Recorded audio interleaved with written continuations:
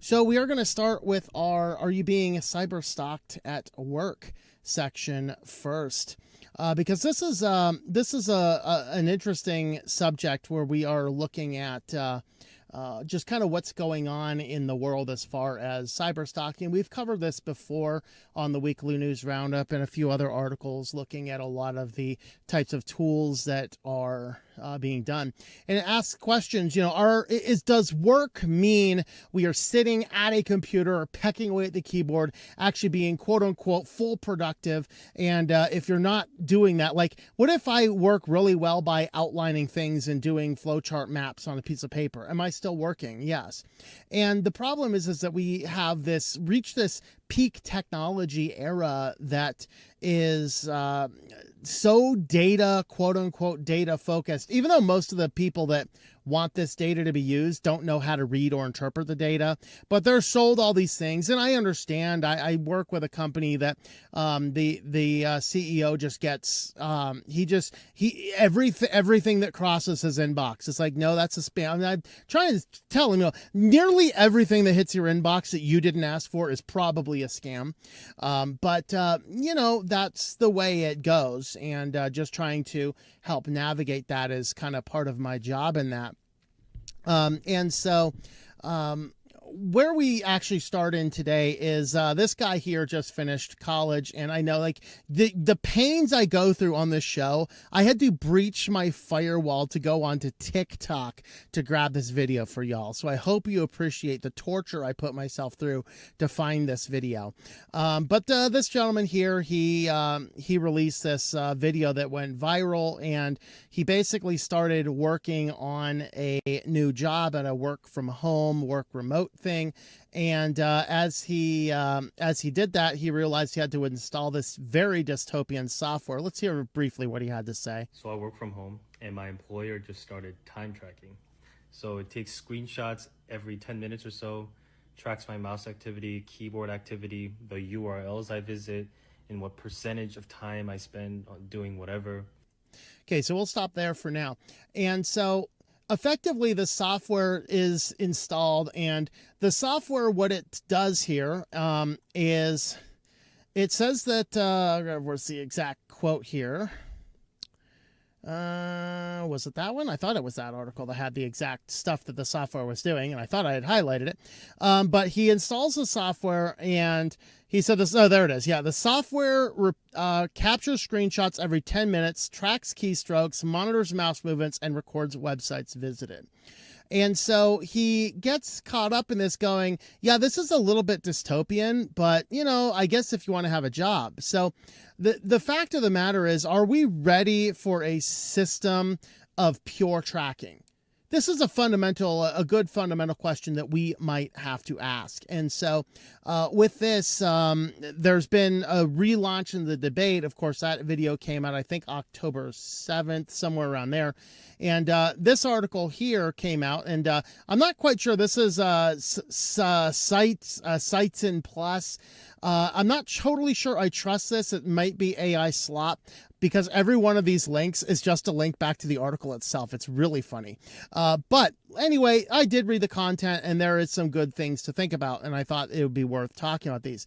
Remote and hybrid work models become more entrenched. Companies are increasingly relying on monitoring tools to track productivity. Now, the big question here is, what is the task of my job? Is my job to sit at a computer and constantly peck away so it seems like I'm perpetually busy? Or is my task happen to be to actually get work done?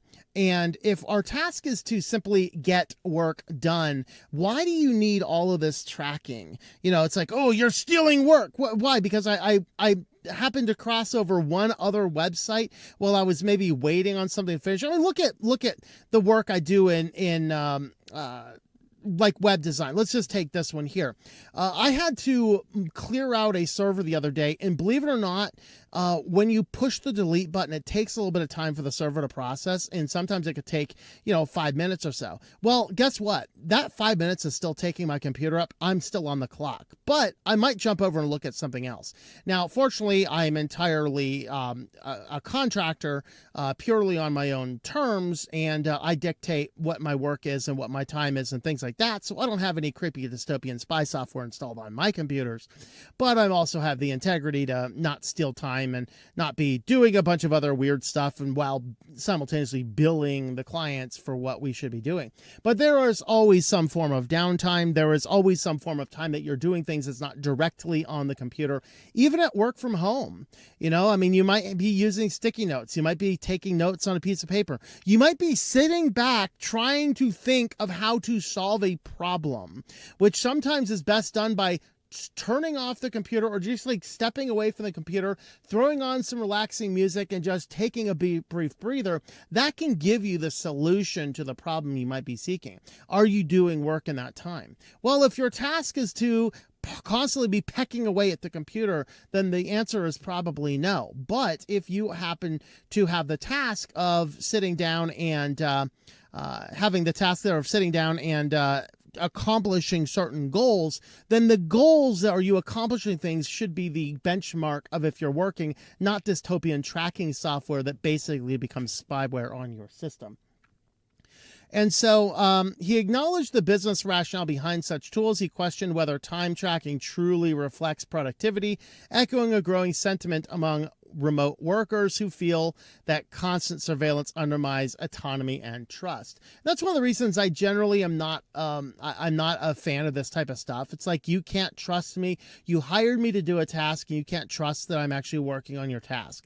Now, I have worked in the past with contracts that mostly through a third-party contracting, kind of like, it was actually the company that ended up being purchased by what is the name of that company? I don't know. It's one of those big places people post jobs and you come in. Upwork, I call it Upchuck. That was the most abominable garbage that happened after that company occurred. But back in the old version of that, you would have a thing, and while you were working on that clock, it wouldn't do keystrokes, but it would take random screenshots and things like that. And as long as you used that and the client did not object to the particular screenshots, you were guaranteed to get paid for your work. And so I can understand in some instances where this happens to come in play, but it also depends, are we doing an hourly project or are we doing a salary-based project? So if I were to do projects that are, this is the project, this is the flat fee, you have no business to be taking screenshots of my computer. Well, it boils down to employees. If you are a salaried employee, no one has any business taking pictures of what you're doing on your computer, because you are a salaried employee. It doesn't matter. You have a series of tasks that need done. And so in any instance, in any type of salaried employee should never, ever, ever on any circumstance have this type of stuff, with the sole exceptions to making sure that you're not doing illegal things, going to illegal sites and stuff like that, which, is easily blocked in the IT department, not on the individual employee workstation. If you're working hourly, it makes a little bit more sense. So this other question this boils down into is privacy. Employee monitoring software has become commonplace in remote environments, with tools offering granular insights into activity levels, task completion, and online behavior. Excessive tracking can erode morale, foster disengagement, and shift focus from outcomes to merely activities. All right, so in many jurisdictions, employers are legally permitted to monitor activity, provided they inform staff about the methods and the scope. And so I wanted to look into that, and this one here actually covered some of the laws about this. So this is ADP, so workplace monitoring, what is allowed and what is off limits. And so looking at this, the ECPA, this law, and the National Labor Relations Law both govern whether and how you can monitor phone calls and computer use, and when you can conduct video surveillance. And the problem with these laws is, just like a lot of the privacy policy statements in this country, they have absolutely no teeth. It's not based on what you can and cannot do. It's all based on, do you inform consent? Outside of, you're not allowed to put surveillance cameras monitoring the toilets in the bathroom, which is quite dystopian. Although what's kind of funny is I did see a meme today where in China, I guess, they will have a sign above the bathroom door, occupied, and it tells you how long it's been occupied. That's kind of interesting. Guy's been in there for 6 minutes. Must have been to Taco Bell recently. I don't know. But the ECPA is a federal law. It protects email, phone conversations, and data stored electronically while those communications are being made, are in transit, or when they're stored on computers. It restricts the interception and monitoring of oral, wire, and electronic communications unless certain conditions, such as legitimate purpose, business purposes, and employee consent to monitor are met. So you have to consent to be monitored, and it must be for quote-unquote legitimate business purposes. And of course, the companies interpret this as, it's our computer, it's our building, therefore it's all legitimate business, so you have to. The question is, can an employee go, because according to the law, the employees say, no, you're not allowed to monitor me. Well, what does the company do? Well, they just fire you and hire the next guy who doesn't care. And that's kind of the problem, and why these have absolutely no teeth. You see, if these had any form of teeth, they'd say an employee must consent to be monitored, and you absolutely may not. Like, if you fire an employee that says, I choose not to be monitored, you had better have such an ironclad case. Otherwise, we're just going to fine you like 40 years of their salary or something. Something insane like that. But the reality is that while there's these laws, every one of these laws is the employees has consent to be monitored. Well, what happens when Tim Lee comes up here and says, well, I don't consent to be monitored? They go, well, we don't consent to hire you. Bye-bye. We'll find one of the 700,000 other people who do not care if they're being monitored or not, because I got to pay them bills. Got to pay them bills. We know EBT ain't coming, in this, employees must acknowledge the notice in writing or electronically, and employers should retain the acknowledgement to demonstrate compliance with the law. Employees have additional rights under state laws that may be triggered by electronic monitoring, such as keystroke trackers. California's Privacy Act expands things to say employees have the right to know about such activities, how data will be used, and the right to opt out of the sale of their personal data, and other certain rights, of course. That's a broad consumer law. But the reality, again, is, enforcement doesn't have any teeth. Under phone calls, employers must generally obtain consent from at least one party in communication. Of course, you are the party granted. This phone call may be recorded for quality assurance purposes. If these phone calls were monitored for quality assurance purposes, why is the quality so stinking low? There's a thought. However, several states require consent from all parties. Okay. Certain states require the employer obtain consent from both service representatives and clients. And under computer use, they say for valid business purposes, employers may monitor the use of company-owned electronic communication systems to help manage privacy expectations, communicate a written policy that explains that the purpose of monitoring is to gather information for legitimate business reasons. They should have, and employees, of course, should have no expectation of privacy. And, if you're using an employee computer, I understand that. And this is kind of where we get into the mix of being, work from home employees and things like this. Because if I'm work from home and I'm paid hourly, you might have a better argument for having some form of tracking system on your personal computer. But if I work from home and I am salaried, under no way, shape, or form should you ever allow that stuff to be installed on your personal devices at home, or even on your work devices when you're working from your home. Because as a salaried employee, you have a series of tasks, and it does not matter if it takes you 20 hours to do those tasks or 80 hours to do those tasks. That's the point of being a salaried employee. And so we need to have a lot more teeth to push back against this nonsense, and a lot more, stopping any form of potential retaliation. Under video surveillance, employers generally have the right to conduct video surveillance in certain work areas for legitimate business purposes, provided they notify employees and visitors of the surveillance. And of course, one of the questions is on employee surveillance. So some states have restrictions on video surveillance, such as prohibiting employers from recording audio and limiting where video surveillance is taken. However, employers should not install video in places where there is a reasonable expectation of privacy, such as locker rooms, restrooms, or dressing rooms. But of course, then there's other questions about employee phones, which they actually address a little bit later on, which is also interesting. There's also some limits on social media. Early on in social media, some organizations were saying, yeah, you have to let us see all your social media. That's generally against the law. It's generally, unless your if your social media is public, they have the right to browse your social media. But if you have a social media that's locked down explicitly among your friends, the laws are pretty clear mostly on many state level that you are A, not required to open up your social media, B, you're not required to friend your boss, C, you are not required to let your boss see what is on a private social media account. So, and that's probably, that's probably a good thing. Although, sometimes seeing what's on social media may very well dictate whether I want to hire somebody or not. But again, if they're hiding it from the world, who cares? It's not going to impact you all that much. So then, of course, employee use of personal devices, there's some of those. What about the employer generally has the right to monitor work-related activities such as work email during work hours on such devices. So there's no monitoring allowed or should be allowed on off time, even if it's your devices. And of course, now we have this question about employees using personal devices to record video and audio to find violations of the law.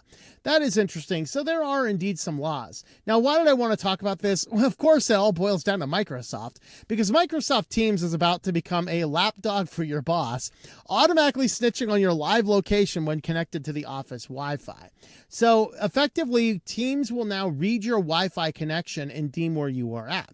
Now, if you work in a big campus office space, then they would be able to tell what building you're in or what part of the building you're in based on the Wi-Fi. But if you're not tied to it, the new update to Teams is going to be able to tell your boss really quick in a simple notification where you happen to be at. So your Teams will basically be broadcasting your location through the application itself.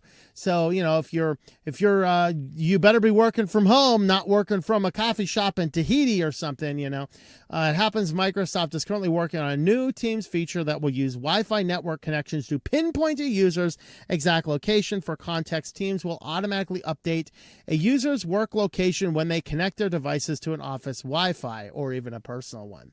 Feature is poised to reduce confusion at the workplace, allowing managers and employees to identify each other's location in the office. Why not ask? There's a thought. Hey, you in the office? Where are you? Is that hard? No, we want the dystopian 1984 tracking stuff instead, because somehow that's more comforting. When users connect to their organization's Wi-Fi, Teams will automatically set their work location to reflect the building they are working in, as if everybody has, some of these big tech companies are so out of touch because they work in these giant multi-building campuses. I actually think that many of these employees who make the last mile services for people, they should be forced to work at home from a backwoods country location. With a meager salary. So they get a chance to see what it's like to use their software on a lower grade computer with the internet that you get in the sticks. They might actually make a good product if they have those limitations. Go, dude, I just can't use this because, believe it or not everybody has access to the latest and greatest T9 billion processors with gigabit fiber. Okay, we do not all have access to that. Many people have to buy the $500,000 computer at Best Buy because that's what's in their budget, and they have an internet that probably legitimately sucks. And I think if many companies tried to use these services from lower end computers in the middle of the sticks in America, they might actually build better products because they'd work around the limitations that the average American has. But these guys are out of touch. I mean, not even most employees work in multi-building campuses. This is completely unnecessary, except to track exactly where you are at.